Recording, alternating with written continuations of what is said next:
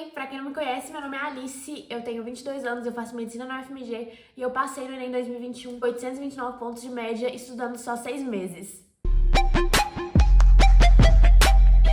Hoje eu vou contar pra vocês conselhos que eu queria ter ouvido quando eu comecei a estudar, que foram coisas que eu fui aprendendo ali na prática, estudando mesmo, e que tenho certeza que foram diferenciais pra minha aprovação com um desempenho tão incrível no Enem. Primeira coisa, gente, se force a estudar o mais ativamente possível. Isso é inclusive um dos pontos que me faz ser tão contra cursinho presencial, porque pensa, no cursinho presencial você fica, sei lá, de 7 da manhã até 4 da tarde, às vezes, 5 da tarde quando o cursinho é integral, ou fica a manhã inteira, ou fica, sei lá, a noite inteira, a tarde inteira, só vendo aula, única e exclusivamente vendo aula, que é um estudo extremamente passivo. Você só tá olhando pro professor, o professor que tá desenvolvendo toda uma linha de raciocínio. Lógico, ver aula é extremamente importante pra você pegar os conceitos, pra você entender o conteúdo, mas não é ele que te faz fixar esse conteúdo na sua memória, não é ver aula que te faz lembrar daquilo na hora da prova, não é ver aula que te faz ir bem no Enem. Pra você conseguir ir bem nessa prova, gente, o mais importante de tudo é entender todas as formas que aquela matéria que você está aprendendo ali na aula pode ser cobrada no Enem. E pra você aprender todas essas formas é fazendo muita questão. E eu sei que isso de acesso pra fazer questões, às vezes é uma coisa que prejudica muito o aluno, porque eu sei que tem muita gente que estuda por conta própria, vendo vídeo no YouTube, etc. E geralmente pra você ter acesso a questões, você tem que ter apostilas de cursinhos, etc. E por isso eu queria recomendar uma plataforma pra vocês que eu acho que vai ajudar vocês nisso. Eu encontrei essa plataforma na internet, eu acho que ela é muito incrível, tanto pra vocês que ainda não têm acesso a questões, né, não tem um material didático bom pra suprir isso, ou também pra vocês que já têm esse material didático, mas que às vezes têm dificuldade em uma matéria. Sei lá, eu tô aprendendo termodinâmica, fiz as questões lá da minha apostila, mas sinto que ainda falta muito pra eu desenvolver. Porque se você ficar refazendo sempre as mesmas questões, isso não tá testando seu conhecimento, sabe? Você tem que sempre estar exposto a questões novas que você nunca viu, até pra você ter noção de realmente todas as formas que o Enem pode cobrar aquele conteúdo, né? Quanto mais diversificado for a fonte das suas questões, melhora seu desempenho. Tem muita gente que às vezes vai até mal no Enem porque só treina por questões de Enems antigos. Só que, gente, o Enem todo ano tem que inovar o tipo de questão que ele faz. Ele não pode simplesmente copiar as questões antigas. Então, ele pega de outros vestibulares, estilos de questões de outros vestibulares. Eu lembro que no Enem de 2020 caiu uma questão que nunca tinha caído antes no Enem, essa aqui que eu tô mostrando, e ela era muito recorrente na FUVEST, por exemplo. Quem tinha treinado por provas da FUVEST conseguiria ter esse resultado. Então eu descobri uma plataforma que engloba questões de todos os vestibulares, que é totalmente gratuita. Essa plataforma, se não me engano, tem tipo umas 50 mil questões. Você pode filtrar de acordo com o conteúdo, a matéria que você quer aprender, e fazer questões exclusivamente daquela matéria, daquele conteúdo, e treinar a sua habilidade para você ter certeza que você vai chegar no Enem preparado, no conhecimento das mais prováveis formas que aquele conteúdo pode cair ali.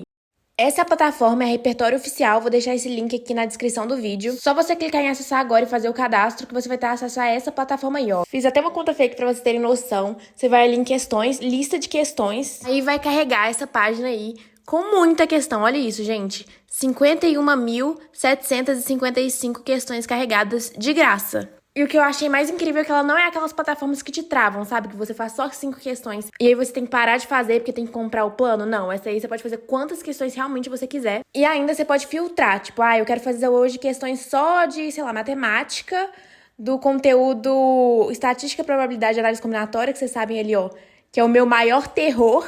Coloca o tópico mais específico ali, análise combinatória, né, que é o terror. E depois ainda tem uma possibilidade de você filtrar ainda mais por assunto, se a matéria tiver, pela instituição. Então, às vezes, você quer fazer questões só do Enem, só da FAMERP, só da FGV. Então, você seleciona a banca de vestibular que você quer fazer as questões. Pode filtrar ainda pela dificuldade. Então, assim, se você estiver começando na matéria, você pode fazer questões fáceis para ir aprendendo, depois ir para as médias, depois para as difíceis. E ainda pode selecionar o ano do que aquela questão foi feita, né, o ano do vestibular.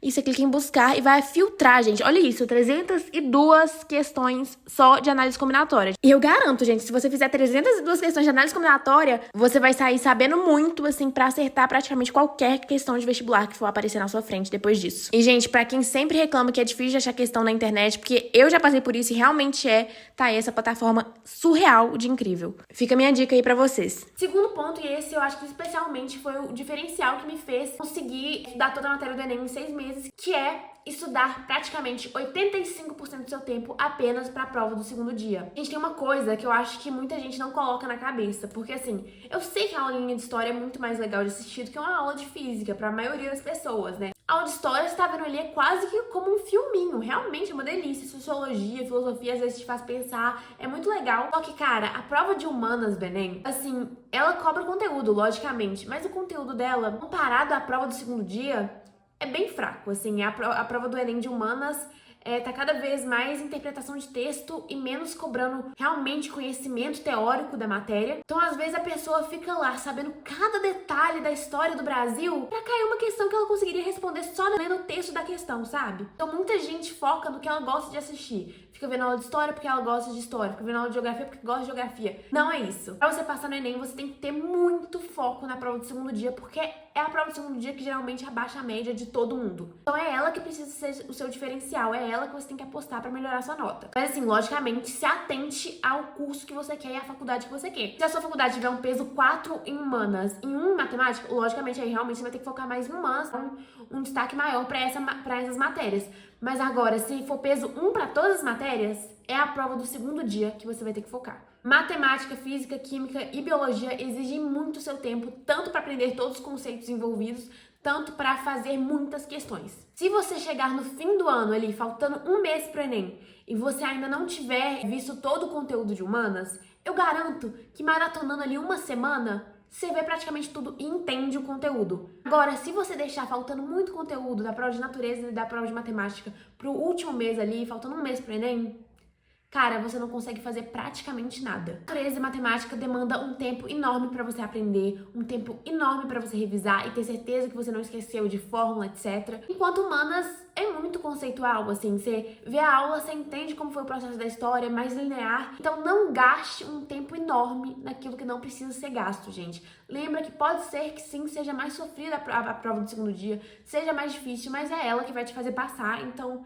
não adia isso, sabe? Quanto mais você puder se dedicar em horas mesmo, em tempo, é melhor. Como o meu tempo durante os meus 6 meses de estudo foram basicamente com 4 matérias, é muito mais fácil de conseguir completar esse conteúdo. Eu deixava humanas bem de lado mesmo. Era assim, eu estudava física o dia todo, aí chegava uma hora, minha mente cansou, via uma aulinha de história pra me distrair, pra realmente tomar um gás, assim, que era uma distração pra mim. Por mais que fosse uma aula, era uma aula muito mais gostosa de ver, então minha mente relaxava enquanto eu via uma aula. Quando eu ia pra academia, eu ia fazer aeróbico, escutando um podcast de história. Eu deixava aprender humanas em tempos que eu estaria ociosa, porque eu realmente não conseguiria estar produtiva ali em natureza e em matemática. Então, isso fez com que eu terminasse a matéria muito rápido, porque praticamente todo o meu tempo era dedicado em exatas, e o tempo que seria livre, porque minha mente estaria muito cansada para realmente estudar exatas, eu dedicava para humanas. Foi assim que eu consegui cumprir todo o cronograma do Enem, que é muita coisa, né? Todo o conteúdo em pouco tempo. Outra dica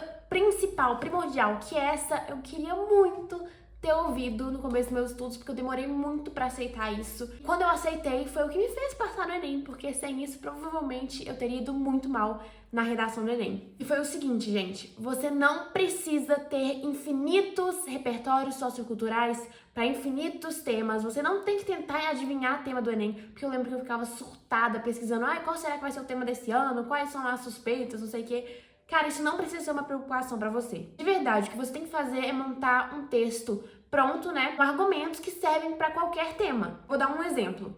O silenciamento midiático é uma coisa que você pode usar pra qualquer coisa. Foi inclusive o que eu usei na minha redação, né? Que é assim, você pode falar pra qualquer tema, sei lá, obesidade. A mídia não fala sobre isso, por isso que isso se perpetua.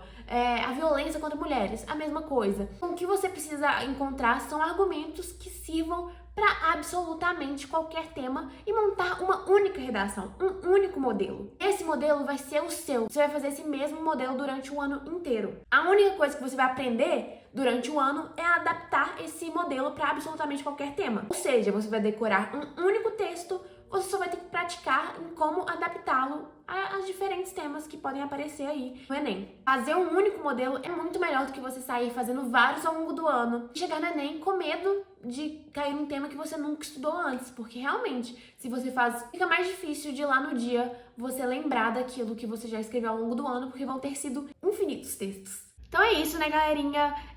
Aos meus enenzeiros aí, que eu sei que vocês gostam desse meu conteúdo de Enem, de vestibular e tal, eu vou estar tentando fazer mais conteúdo esse ano, justamente porque ano que vem o Enem vai mudar, né? Não sei se eu vou conseguir ajudar mais, né? Porque ano que vem vai mudar o Enem, não sei se eu vou ser mais útil, mas esse ano eu tentei me planejar pra focar bastante, pra descobrir coisas novas, igual eu descobri essa plataforma, enfim, pra tentar ajudar vocês nesse processo, porque eu sei que muita gente às vezes quer uma orientação de alguém que já passou por esse processo, como eu, que eu puder ajudar, né? Eu tô tentando aí. Como ano que vem eu já não sei se minha ajuda vai ser tão útil por causa das mudanças do Enem, né? Tô fazendo o meu máximo agora, espero que vocês gostem. Beijo!